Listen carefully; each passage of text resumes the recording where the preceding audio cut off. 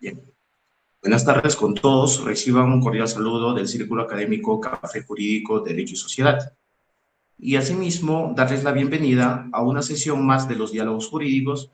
Y en esta oportunidad nos acompañará el doctor Santiago Irrizarri,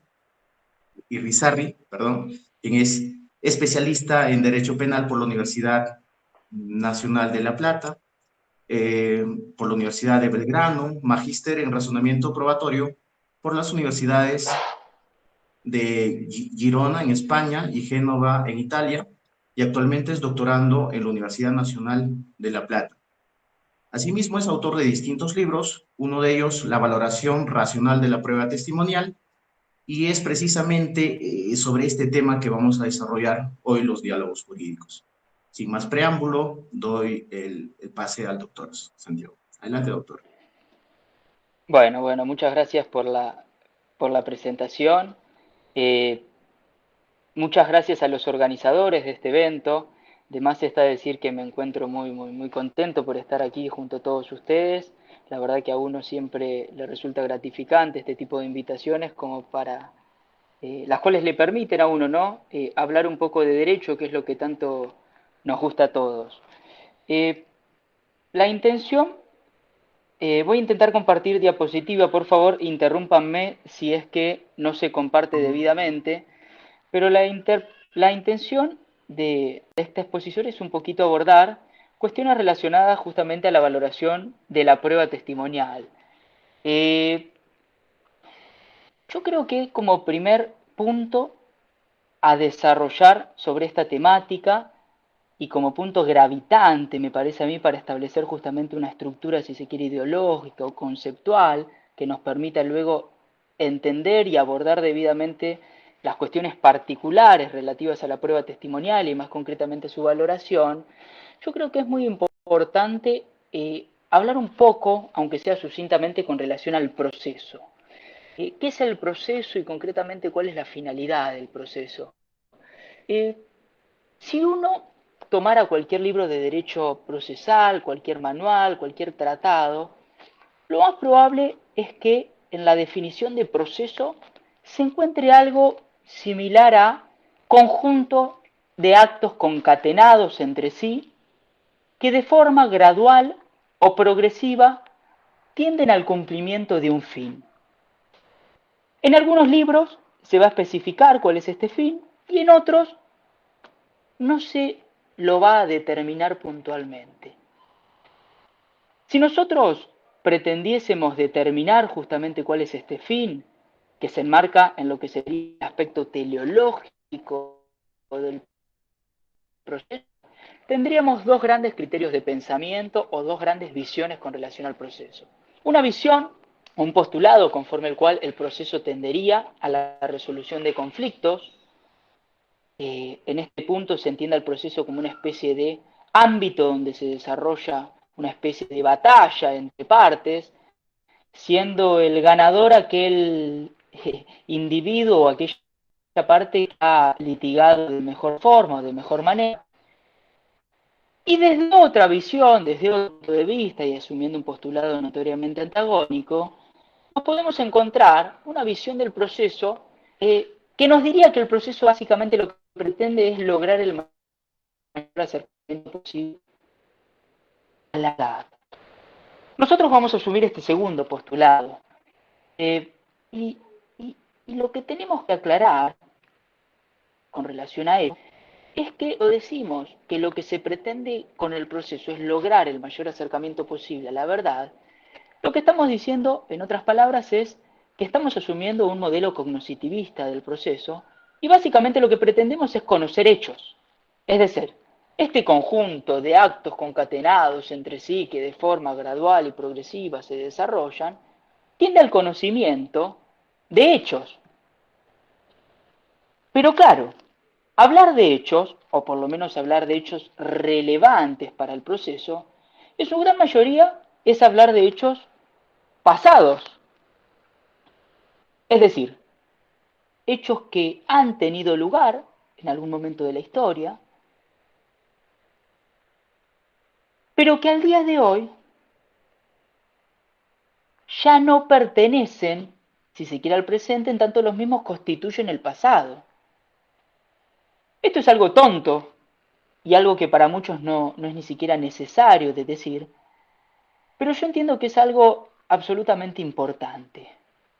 Porque hablar de hechos pasados, y más concretamente del conocimiento de hechos pasados, es lo que nos obliga a hablar de pruebas.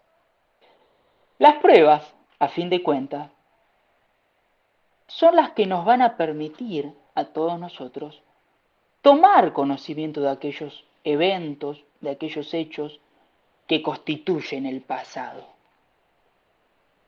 Pero claro, hay que hacer una gran aclaración con relación a esto. Esta gran aclaración es la siguiente. Los hechos del pasado, como tales, no son susceptibles de ser reproducidos. Es decir, nosotros, en el presente, no vamos a tener la posibilidad, no vamos a tener la potestad ni la capacidad de reproducir el hecho relevante para el proceso. En tanto, como decíamos, el mismo constituye el pasado. Lo que nosotros vamos a hacer, y para ello van a tomar relevancia las pruebas, es reconstruir este evento del pasado. Por supuesto, dependiendo el plexo probatorio, la reconstrucción va a ser más o menos satisfactoria. Ahora bien, otra aclaración íntimamente relacionada con esto que estamos diciendo es la siguiente. Los hechos, o si se quiere, el conocimiento que vamos a tener con relación a estos hechos es un conocimiento relativo. Nosotros, en el ámbito del proceso, y en lo que a mí respecta en cualquier otro ámbito, en cualquier otra disciplina o ciencia, no vamos a poder asumir con certeza, desde un plano racional, lógico, el conocimiento de algún hecho. En el ámbito procesal, el conocimiento que se tiene con relación a los hechos, como decíamos, surge en base a las pruebas, a las huellas que estos eventos al momento de producirse han dejado. Pero claro, la unión o el nexo entre estas pruebas, entre estas evidencias, con los hechos en sí mismos, se realiza mediante razonamientos que en uno u otro punto van a estar estructurados en inferencias de tipo epistémicas, como le llama González Lagier. A fin de cuentas, este razonamiento probatorio va a estar sustentado en inducciones, en máximas de experiencia, en generalizaciones. Y es, producto de todo ello, que nosotros nunca vamos a poder asumir conclusiones certeras desde un plano racional. Las conclusiones a las cuales vamos a poder arribar siempre van a ser probables. Nosotros nunca podremos alegar a ciencia cierta que Juan mató a Pedro. Lo que podemos decir es que Juan probablemente mató a Pedro. En tanto, siempre, absolutamente siempre, va a existir una hipótesis paralela explicativa. Siempre va a existir una hipótesis paralela explicativa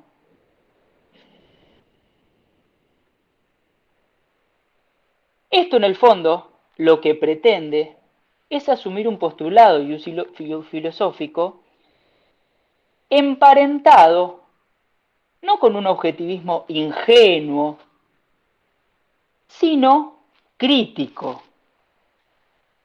Uno asume la posibilidad de conocer, pero lo hace a sabiendas de las limitaciones existentes para ello.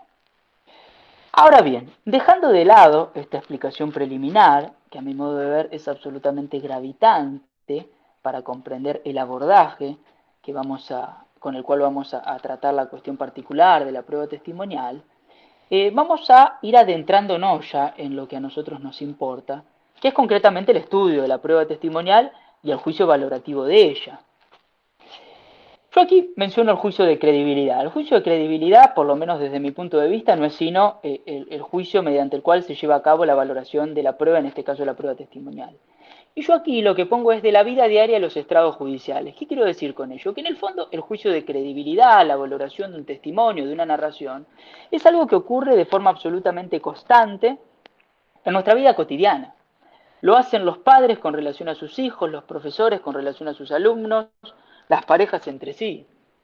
Cuando viene nuestro hijo y nos dice, papá, me saqué una muy mala nota, pero eh, quiero decirte que estudié y que estudié mucho, que me esforcé, nosotros, al escuchar ese relato, al escuchar esa explicación de nuestro hijo, ¿le vamos a creer o no le vamos a creer?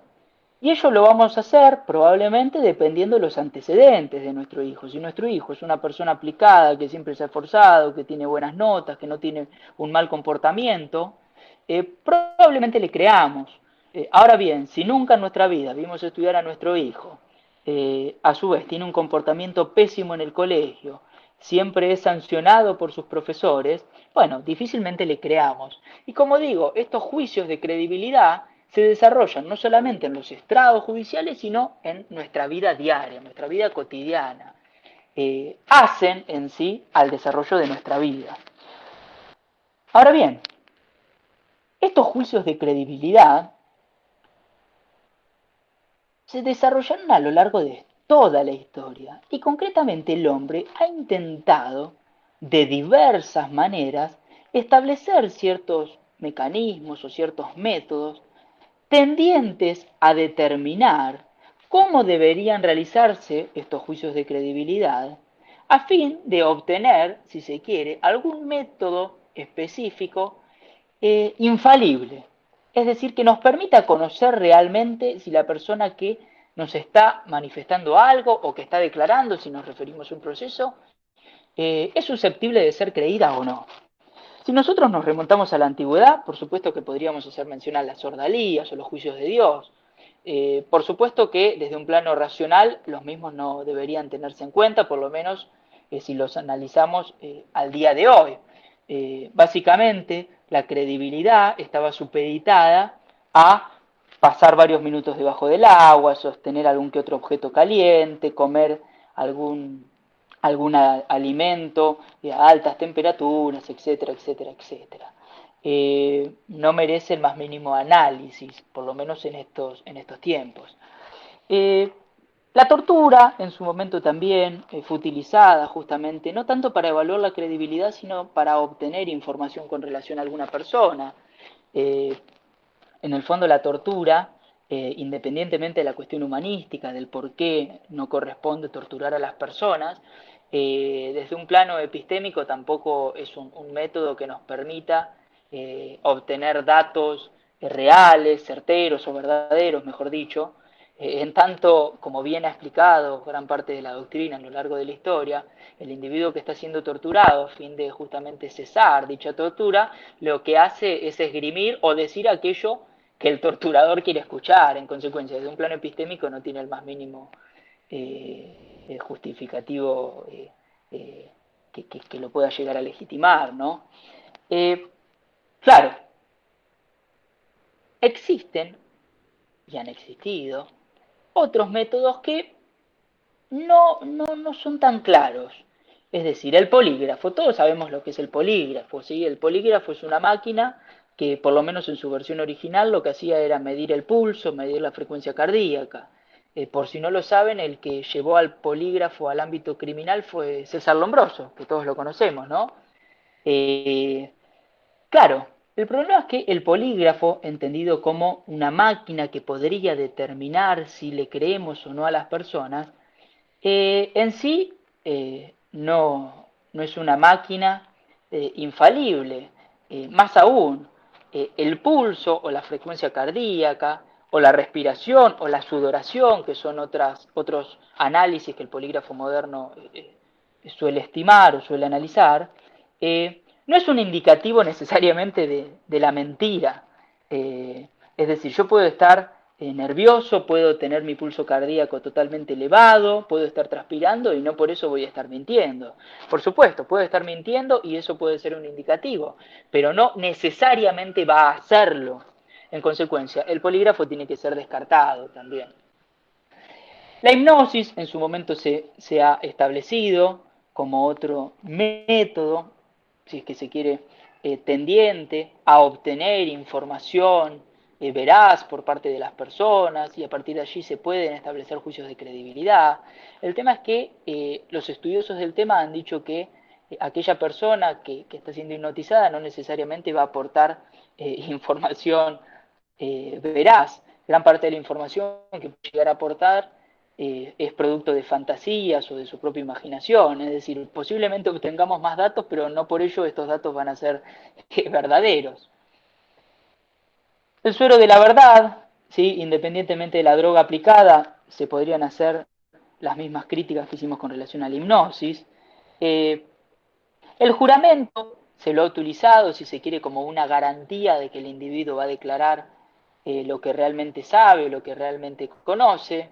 Por supuesto, en personas que tienen fuertes convicciones religiosas, el juramento en sí puede llegar a obtener declaraciones honestas, pero en la generalidad de los casos no necesariamente va a ser así. Finalmente, y esto me parece que es algo que al día de hoy vemos mucho en el ámbito tribunalicio, y es la inmediación. Un pensamiento absolutamente mágico. Se cree que porque el juez tenga contacto directo con las partes, simplemente con los testigos, va a poder determinar si el mismo está mintiendo, si no.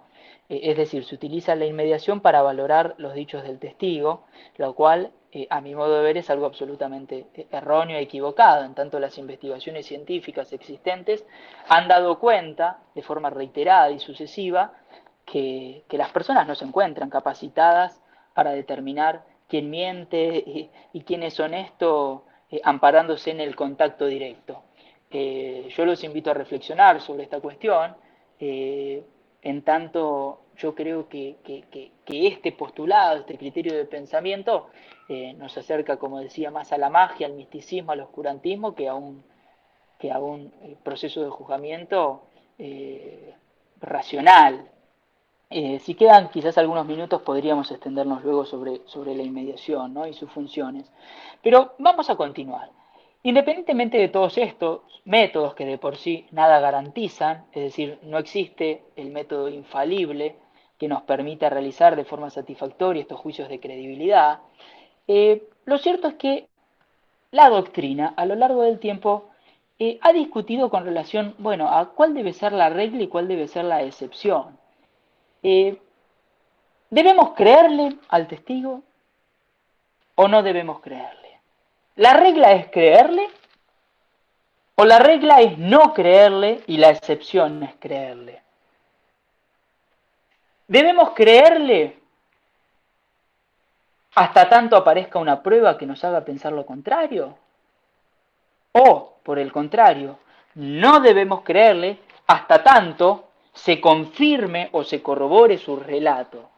Bueno, en realidad esta pregunta, así como fue formulada, de por sí es incompleta. Y quien advierte esto, y encima lo explica de una forma muy clara, es Víctor de Paula Ramos, la prueba testifical de Marcial Pons. ¿Por qué digo que esta pregunta en sí es incompleta? Porque lo que nosotros tenemos que determinar es cuál va a ser el objeto de dicha creencia. ¿Qué quiero decir con esto? Nosotros cuando decimos que la regla es creerle al testigo, ¿estamos diciendo que la regla es creer en la honestidad del testigo?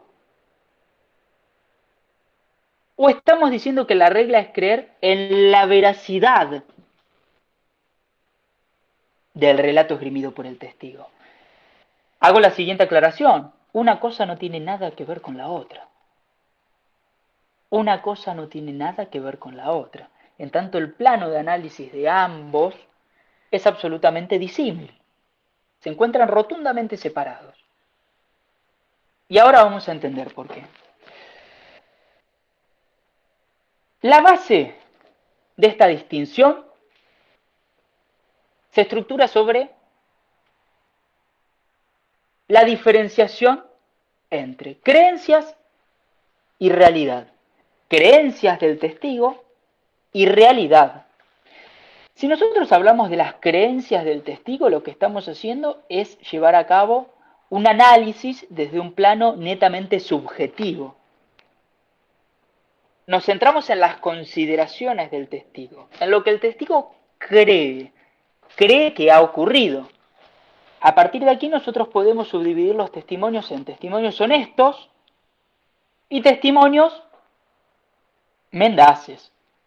El testigo puede ser honesto o sincero, es lo mismo, y en consecuencia querer colaborar con la investigación, colaborar con la justicia, o puede ser un mentiroso, es decir, puede no querer colaborar con la investigación y con la justicia. Hablar de un relato honesto o sincero, y nuevamente me remito a la obra de Vítor de Paula Ramos, que en gran parte va a guiar esta exposición, no en su completitud, pero sí en gran parte.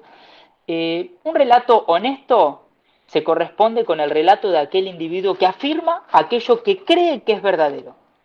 Reitero, el testigo afirma aquello que cree que es verdadero.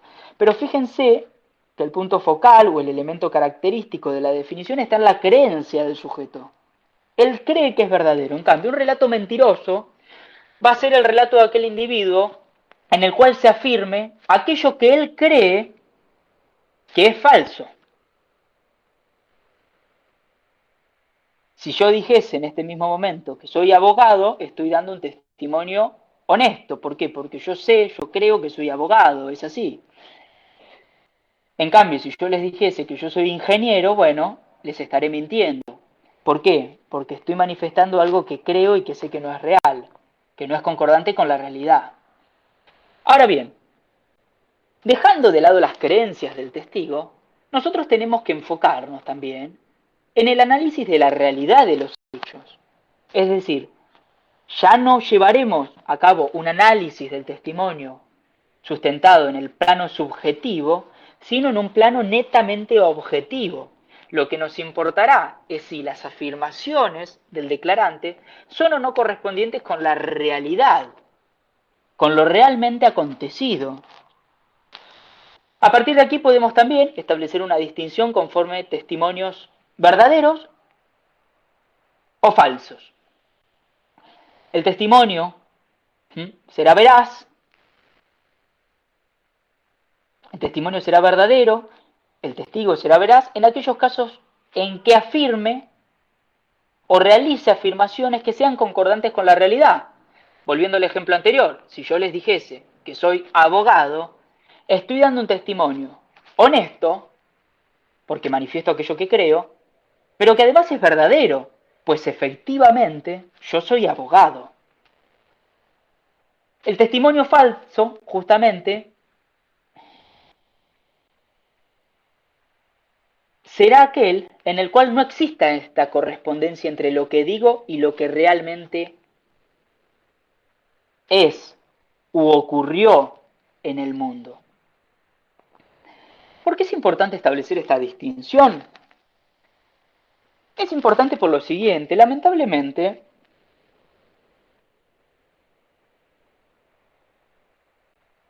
existe cierta jurisprudencia que confunde el plano subjetivo con el plano objetivo. Existe cierta jurisprudencia y ciertos doctrinarios que consideran que el testigo honesto, por el solo hecho de ser honesto, está emitiendo un testimonio verdadero, y que el testigo mentiroso, por el solo hecho de esgrimir mentiras, está dando un testimonio falso, cuando esto no necesariamente es así. Si nosotros tomáramos ese criterio de pensamiento notablemente sesgado, restringido o limitado en cuanto al análisis del testimonio, obtendríamos meramente dos tipos de testimonio. Testimonio honesto, que a su vez va a ser veraz, y un testimonio mendaz, que a su vez va a ser falso. Lo cual, por supuesto, y volviendo a lo que decíamos al inicio, si nuestro objetivo es lograr el mayor acercamiento posible a la verdad o a la realidad de los hechos, tenemos que advertir rápidamente que esta clasificación del testimonio no nos va a llevar por buen camino. Pues yo puedo querer colaborar con la justicia, puedo decir aquello que creo que es verdadero, sin que esto realmente sea verdadero. El testimonio, en realidad, puede ser subdividido según sea honesto y verdadero, honesto y falso, mendaz y verdadero, mendaz y falso.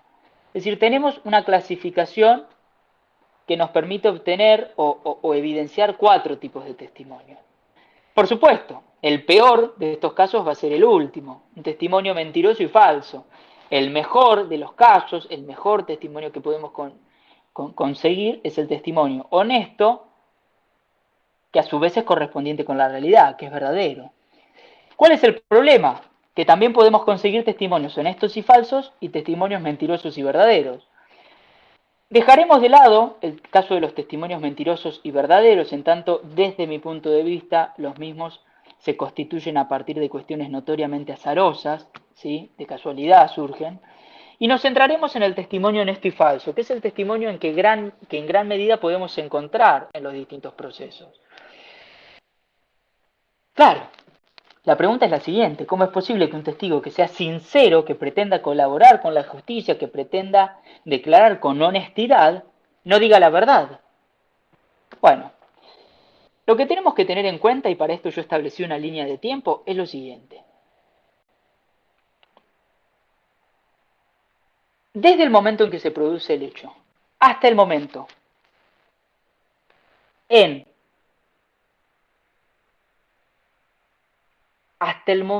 que este hecho, si se quiere, pasa a ser reconstruido en el ámbito tribunalicio, en el proceso, van a existir varios pasos, ¿sí? Es decir, el juez, el fiscal o el abogado que esté litigando, como decíamos, no va a tener un contacto directo con el hecho. El contacto con el hecho, eventualmente, va a ser a partir de intermediarios. En lo que a nosotros nos importa, a partir de los testigos y más concretamente de su testimonio. Justamente aquí, en el testimonio, es donde nosotros podemos llegar a tener ciertas complicaciones que generen que este hecho realmente acaecido, el hecho exterior, como también lo llama González Lagier, no sea el hecho conocido finalmente por el juez, el fiscal o el abogado que esté litigando. Claro, pero contestando a la pregunta, ¿cómo es posible que un testigo que sea sincero no diga la verdad? Bueno, esto es posible en base a los errores involuntarios o errores sinceros, dependiendo el autor que leamos. ¿Cómo se explican estos errores involuntarios? ¿Cómo se explican estos errores sinceros? ¿O en qué consisten? Bueno, todo testimonio honesto, sincero, se encuentra indefectiblemente precedido por 4 momentos. Un primer momento que es el momento de percepción, un segundo momento que es el de interpretación, un tercer y un cuarto momento que son los momentos de memorización y de recuperación. ¿Qué incidencia tiene todo esto con relación a los errores que hacíamos mención? Bueno, concretamente que en cada uno de estos momentos pueden suscitarse errores. Vamos a tener errores de percepción, errores de interpretación y errores de memorización y de recuperación. Por supuesto que por una cuestión de tiempo no vamos a tratar en detalle cada uno de estos momentos, ni tampoco cada uno de los factores que pueden generar los distintos errores, pero sí vamos a hacer una explicación por lo menos rápida con relación a los mismos. Momento de percepción. muy rápidamente porque no nos quedan muchos minutos. Momento de percepción básicamente es el primero de los momentos en el cual el sujeto pasa a tomar conocimiento del evento acaecido, es decir, capta el evento. Y aquí toma absolutamente relevancia la atención. Es decir, la atención es aquella que nos va a permitir justamente percibir los eventos producidos en el mundo exterior. Y la atención puede ser puesta de forma voluntaria o involuntaria. Nosotros ponemos la atención voluntariamente cuando de forma consciente e intencional justamente pretendemos la captación del evento. Por ejemplo, yo en este mismo momento estoy depositando mi atención en la computadora que tengo enfrente. Pero en determinadas circunstancias es el evento el que acapara nuestra atención, es el evento el que nos llama. ¿Mm? Por ejemplo, si en este mismo momento dos personas aquí en la calle, que yo la tengo separada por una ventana, empezaran a gritar fuertemente, bueno, los gritos, el fuerte sonido va a llamar mi atención, va a acaparar mi atención y en consecuencia yo voy a voltear mi cabeza y voy a pasar a percibir el evento. Un evento que previo a los gritos yo no estaba percibiendo, era absolutamente inexistente para mí. ¿Cuáles son los factores que pueden generar este error? Y para esto me voy a referir a la clasificación que esgrime Antonio Manzanero a lo largo de sus obras. Concretamente, si uno quiere buscarlo puntualmente, puede encontrarlo en Memorias de Testigos. Eh, bueno, los factores son dos, factores del suceso y factores del sujeto. Los factores del suceso serán aquellos que eh, no dependan del sujeto, sino que sean factores propios del evento producido, del contexto en el que se están produciendo y de los datos que uno pretende obtener a partir de dicho evento. Podemos hablar de la iluminación, cambio de luz, distancias, información especial, velocidad, etcétera, etcétera, etcétera. No vamos a abordarlo con detalle. Lo que sí tenemos que decir es que cada uno de estos factores puede generar que un individuo haya percibido un hecho sin que dicha percepción o sin que ese evento percibido sea concordante con el evento realmente producido en el mundo exterior. ¿Mm? Eh, por ejemplo, si yo en medio de la oscuridad pretendiese determinar de qué color